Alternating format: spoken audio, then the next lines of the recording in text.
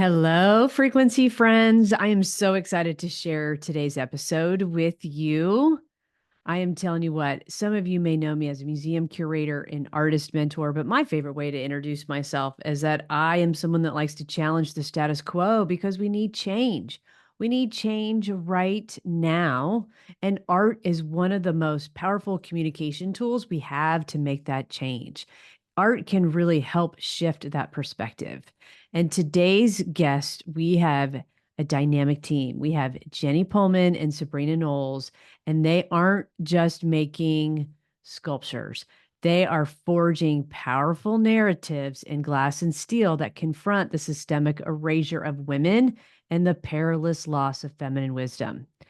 Now, this team, they channel spiritual beliefs, cultural histories, and hidden lives into stories of healing, resilience, and the unyielding power of the human spirit.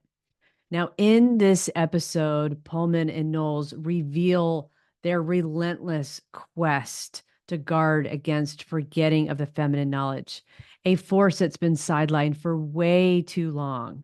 They dive deep into topics of climate justice and arguing that the sacrifice of feminine qualities such as empathy, collaboration, creativity, and care is a catastrophic loss for the safety of life on Earth. So if you're ready, I'm ready. Let's dive into the episode. Hello, ladies. Jenny and Sabrina, I'm so happy that you've accepted our invitation and you're letting us into your studio. Thanks for taking us on your journey today. Well, thank you very much, Jody, for including us in your journey. Oh, absolutely. I adore you two. And as I was thinking about your work, most recently, I found a quote and I wanted to read it to you because I think this is how I relate myself to your work. And I'm hoping it will give others a position to step into your work as well. It goes like this. It is from Lama Alone, and it starts out, the loss of feminine qualities is an urgent psychological and ecological issue in modern society. It is a painful loss in our emotional lives and a disastrous loss for the safety on Earth. Wow. That's very profound, very articulate. And we have to say we agree wholeheartedly. Awesome. Awesome. You two have always spoken about the wisdom of women in your work. And I'm going to take a moment and pull up an image of your work. Here we have IC series. And as we start talking, you have your sculpted metal and your glass. But I was hoping the two of you could just take us on your journey as you talk about the wisdom of women, particularly in this piece. I'd like to talk a little bit about the origins of the form, and then we can talk about our philosophical content behind that. All of those lines in those eyes are steel cut from large-scale steel pipes, some as large as 24 inches in diameter. So the composition of the two eyes is about 36 inches across. The eyes revealed themselves to us on the metal table when we were working on another series involving the empowerment of women. And we were embellishing glass lenses with metal compositions. Very much our work entails a jewelry quality that is unintentional, but it seems that inevitably we finesse it to where people see an image and think it may be a brooch. It might be 6 feet by 4 feet, but it still is read as a brooch in the image.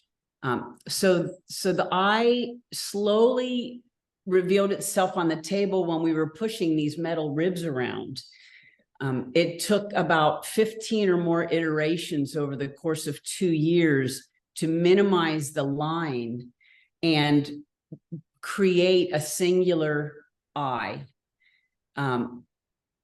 the intent was with all of our work is we go in wholeheartedly, and as we mature the design, we minimize to where only the minimal amount of lines exist to communicate the emotion or feeling. So that's the origins of the metal, which would not have come into being unless we were doing imagery in glass. Your viewers may not be able to see, but in the lenses of those two eyes, and the pupils are a pair of soaring gannets, birds, which is our nod to the seers. And this work then led to another series, which is called the Witness series. And that has to do with photography and us just recording what's going on around us. Say the fires, the smoke from the fires in Canada that affected Seattle. Maybe, was it 4 years ago the first time that happened? And then also our sunsets, our beautiful skies, our wonderful Olympic Peninsula, just recording what it is we live with today, and how it's changed just in our short lifetime. And as the series goes on, hopefully we'll record where it's going, what direction we're taking with the environment. You know, the situation we find ourselves in is a little overwhelming. And as consumers, we try to be mindful of our footprint and be efficient with our use of materials. It's no secret that we work with glass, which is a very big energy consuming material. You can see with these pieces, glass is minimal, but without it, the work would not read. So in our designs, glass tends to lead the design. We try to, like I said, to minimize our footprint, we try to work as efficiently as possible. And we employ glass when we recognize that no other material really can yield the results. I believe you're going to talk about another of our works, The Wheel of Remembering and Forgetting. Yes. We love hot glass's propensity for curvature. We often see designs unfold when we're working in the hot shop. It would be almost impossible to get the grace of this compound curves in another material as efficiently and quickly as we can once we get our chops on in the hot shop. Right. There's definitely some line economy happening. Like, you are so minimal yet graceful in this form, particularly, as well as the eyes, as well as I see. Curvature seems to be a common denominator within our work. More back to the wisdom of women and our great Mother Earth. Curvature and fecundity, baby. Let's bring it. Let's bring it.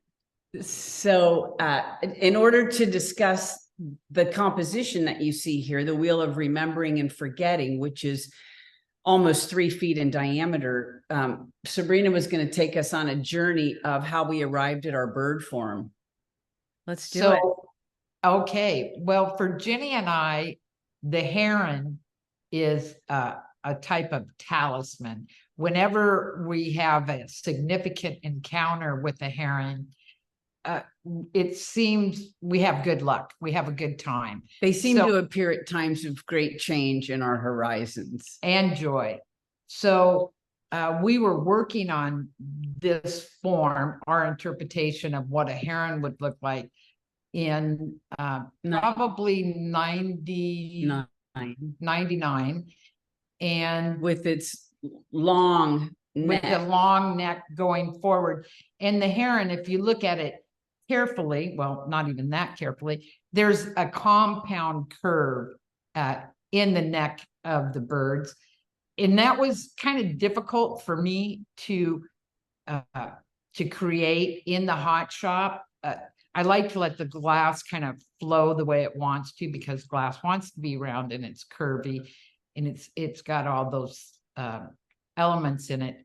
So we took a journey and we became aware of a bird looking back, which is common throughout indigenous peoples around the world.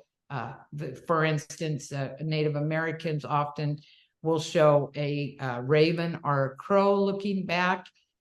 Birds do this all the time. So anyway, we were greatly... Our journey was to Ghana in 2000. Right. And we came upon a symbol. The Adinkra symbols, which are the Akan culture. The Akan culture in Ghana. And it's a collection of different forms that represent language. It isn't a language, but they represent meaning and language. And so this particular form is called Sankofa, and loosely translated, it means if there's something in your past worth remembering, don't be afraid to go back and get it. And we loved that. We absolutely loved that whole idea. And when we got home, we took this heron form that we had been working on, and instead of doing that compounded curve in the front, we just threw the neck back and came out with this form, which we felt was, in its minimalness, conveyed all the elements of glass that we love. It was feminine, it was curvy, and for us it meant going back and thinking about our primordial memory as women and on our place on the planet. So thinking back about, well, there have been many, many great women in history. Unfortunately, we don't know a lot about them for obvious reasons, I would say. And our whole intent is to try to bring back these memories of what was in our personal lives, but also the whole global history of women on the planet. So this is just remembering and forgetting. Well, and we believe that the majority of indigenous cultures, our ancestry leading forward, had a much more balanced, egalitarian, if not matrilinear, matriarchal culture, which focused more on cooperation, collaboration, which ultimately was a sustainable lifestyle. Our culture's emphasis on consumption, to the point of telling us this is a sustainable economic practice. These kinds of mythologies that we have been fed and absorbed really go against all human common sense. And Sabrina and I have always believed that were women at the decision-making tables at least 50% of the time, we would not find ourselves in the predicament that we're in today. So this wheel for us, the bird is one of the symbols in our vocabulary. We have hands, heads, deity figures, vessel gourds. We didn't even realize through time we had created our own language of symbols, which harkens to indigenous cultures. Pre-written word communication was done visually. So the bird became another one of our symbols. So the whole of this composition for us is like a portal to ancient memory and wisdom for healing and sustainability of all life on the planet. We're all interrelated, as all the great indigenous wise ones knew or know. And our culture has failed to listen over and over and over again. Jenny and I also like to tell stories with our work.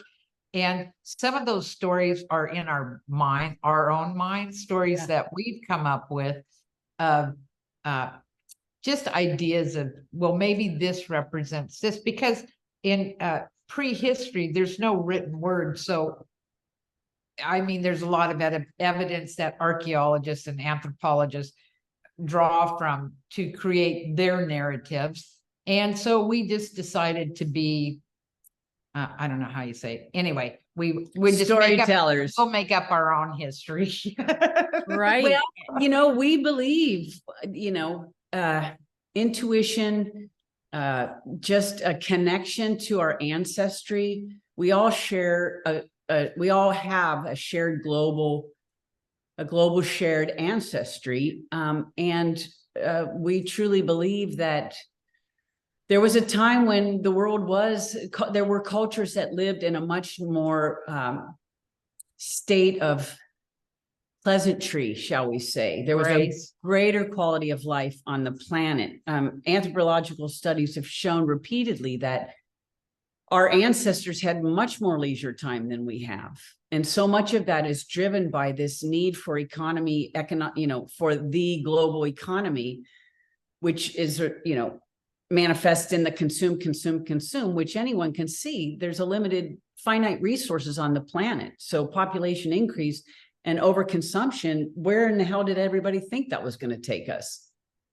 Exactly right. Just produce, and produce whatever the patriarchy wanted. They were excluding so many voices and oppressing, ignoring, we are destroying, not acknowledging. Well, even the art history group, they just were not recognizing women who were making artwork, and the erasure of women still continues today. They were erasing the voices of trying to erase some of those working in the earth art movements too. So as you two working in the studio glass movement, I'm so happy we can be talking about what you want to be talking about, which is the climate crisis and where we are. Right. Yes, where we are. So it's sometimes it's so overwhelming, it's almost paralytic. Because to wake up and to be conscious means you're consuming something at some point all the time, every day. But something I found helpful when heavy anxiety. Tell me, yeah. Is to be mindful of what we consume on a daily basis. Yeah. If we can save a cup of water every day, and millions of people save a cup of drinking water every day, that's 1 million cups of drinking water every day. So even if we can't alter our behavior dramatically immediately, our awareness of what we consume, are we running water while we brush our teeth, kind of thing, where everybody has access to that kind of mental capacity, and everyone has access to compassion and kindness. I think those are 3 things, mindfulness, compassion, and kindness, that if nothing else, we may not be able to turn things around quickly, but it will improve the quality of life for all of us as we go through the crisis to the best that we can. Regenerating, I think, is where we are today. We can't go back and make something appear that's missing, but if we help regenerate what's there, I got to tell you, I saw something on Instagram that hit me in a way that it hadn't really ever hit me before. There was a little girl who was drawing different leaves and identifying the different plants. And it said, the kids in America can identify 100 different brand names in a flash, but they were struggling to identify 5 different plants. Wow. Sure. That is impactful. Yeah. You're removed. That's in our neighborhood, we have the annual block watch meeting, and the first time I went, I was so amazed by all the children in our neighborhood, because you never see them. They're never outside. And of course, I'm from a different generation, so that's all we did was go outside unchaperoned. We were crazy and wild, but you could get away with that stuff in those days, because the fear factor, somebody's going to snatch you off the road, wasn't quite as bad as it is now, but it was still there. But we were just, we were out of doors all the time. And these children that live in our block, I'm like, what do they do all day? Well, I know they're at school for a while, but then, what about after school? So I guess they're just inside on their devices, and they don't identify trees because they're not in trees. They're not in them. Right. And you two live in West Seattle, which is a gorgeous part of a major metropolitan city with views of the Olympics for miles. Right. We're So very surprising. We're also excited to say that we planted 41 trees on our little plot of property. It's a bit overplanted. But none of them bear food. We forgot to plant food, but we do have shade in the summer, and all of our trees are infatuated with each other. So they're very cooperative. Trees are kind of a metaphor for the feminine principle of cooperation, collaboration. Oh, absolutely. But, you know, Jody, we do live in such a remarkable time in the sense that there are people really advocating for free range kids. I just looked up Lenore Skenazy. I believe she started the free range kid concept. I mean, people think of things, but I know she wrote a book. And also there's so much more coverage of female athletes and women artists. I think maybe the younger generations will be better than this than our generation. But one thing I see is I still have a hard time recalling female names. And I think that's something I would call on all people to do, is to remember their names. So we read about an incredible operatic singer who didn't get her due while she was alive. And now we're talking about her, and I'll turn at somebody at the dinner table and say, you know, there was that woman and she was just awesome. And I can't remember her name. And I think that's education, the way I was educated, that women were always secondary. Our achievements were never in the forefront. They were always, oh, okay, you know, that was on the side. Well, so, and putting women into a slot. For instance, I just read, and of course I can't remember exactly what country it was in, but there was a archaeological dig and they found a warrior buried with, they assume it was a warrior because they were buried with weapons. And for many, many years, it was just assumed this was a male because it was a warrior, weapons, but they've done DNA now with science, and actually it was a female. So, you know, these roles women have occupied throughout history, but it's the remembering and the acknowledgement that's lacking.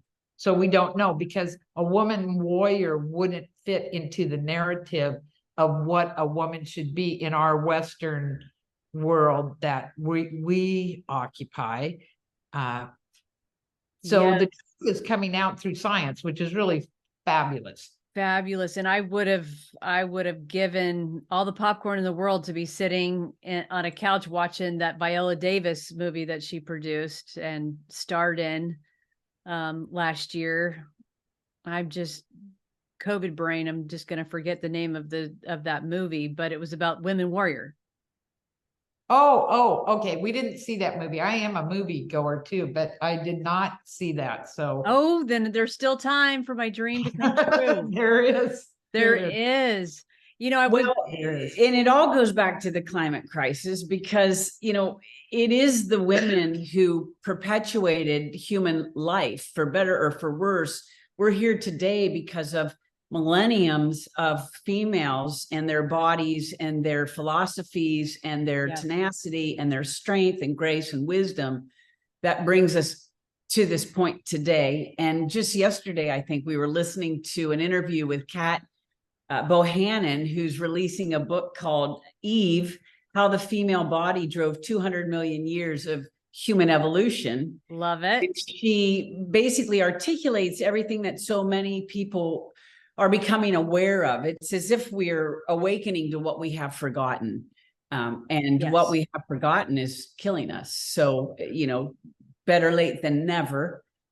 So despite the difficult news on a daily basis of what's happening climate-wise and the suffering of every living thing on the planet, there are some really optimistic and positive things. And I think it's important that we all remind ourselves of those as often as possible, so we don't fall into a despair and hopelessness and, oh, whatever, why should I try? It's over. You know, I don't even want to participate. Yeah.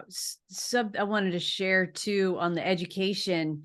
and how we can help educate. I have brought on some own educational meditation practices of my own. And on my altar, I've started collecting the quarters from the US Mint because they started the women's program. And so on the reverse side, they're putting and giving homage to women throughout history. So the very first one that I picked up was the Maya Angelou one. Oh, nice, nice, nice. We had the opportunity to see her at a town hall meeting in Seattle, probably 10 years ago now. But yeah, we've always appreciated her philosophy, her writings.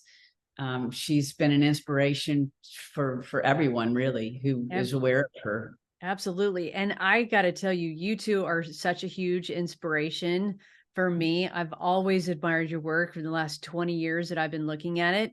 But just to give just to give some context, you two started making artwork when women could just start getting credit cards, 1974, 1975. And you two were just living your creative spirit and making it happen in a time when it was really hard.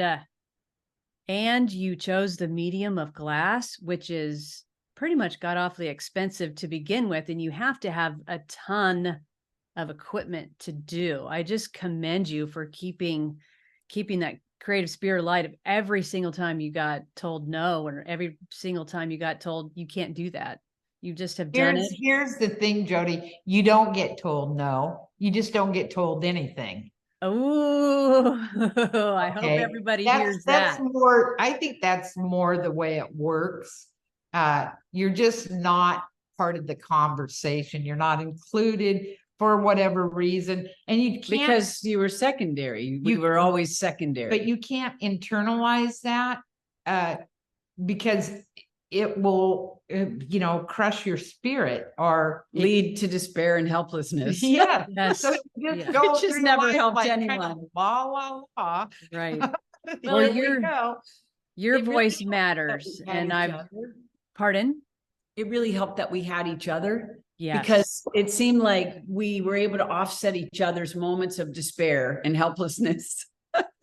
So if one of us was feeling, left out or overlooked or, exhausted, the other one seemed to be the buoy to keep it going. So, highly advocate for, collaborative lifestyles, much less artwork, truly collaborative, fully supportive to help each other evolve to the best we're supposed to be in this one lifetime we get.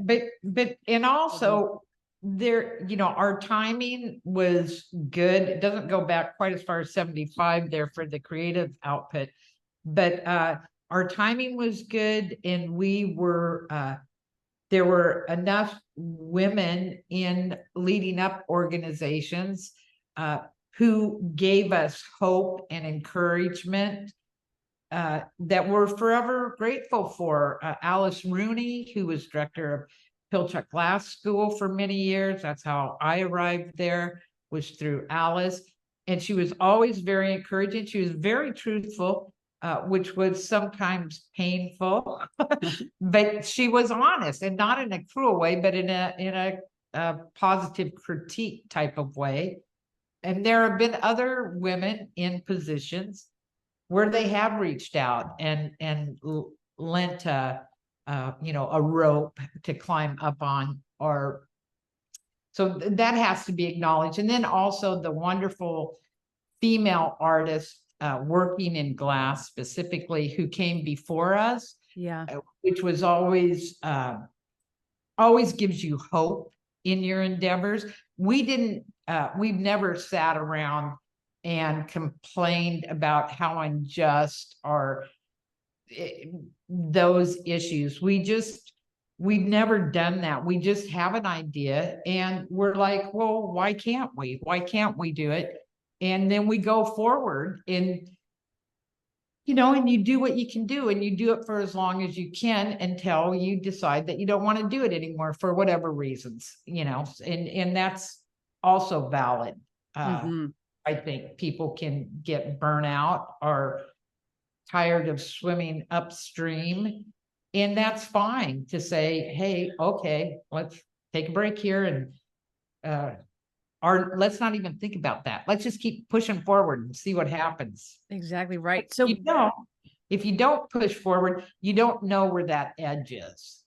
So you just, and it's also, I think it's good to not get too deep into the ideas that other people have put out there before you that say you have to stay in this lane, or this is what's expected, or this is what you're going to be able to do because these are your limitations.